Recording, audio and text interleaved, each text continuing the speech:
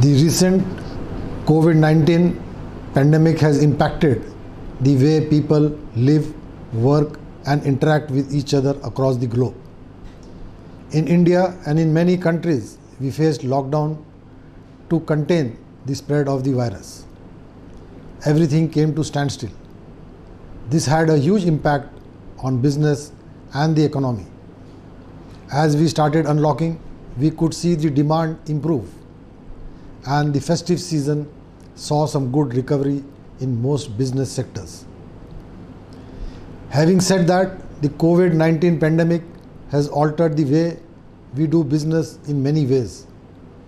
The need for maintaining social distancing will force many changes in office, factory layouts, etc.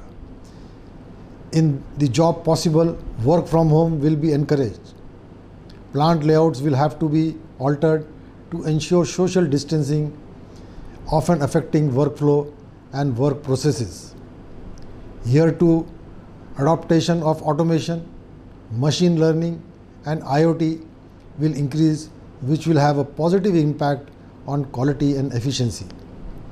Social distancing and work from home will have its own challenges. Much of our learning of workplace happens through observations and interaction. This will get hampered a lot, and hence a new emphasis on training and developing certain skills will be necessary. At Tata Autocom, we inducted multiple learning opportunities to our employees. This also helped in keeping them engaged and motivated. Hence, from the business perspective, the form of keeping employees engaged constantly, enhancing their skill sets and imparting relevant knowledge will undergo a significant change.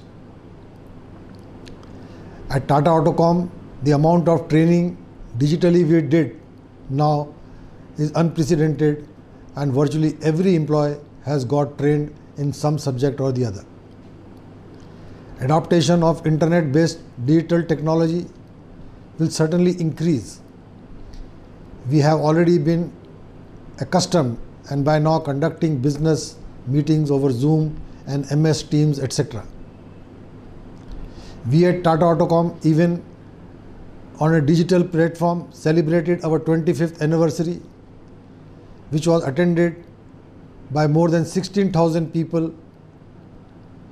Such platforms will become a norm, and the need for physical meetings and travel will reduce.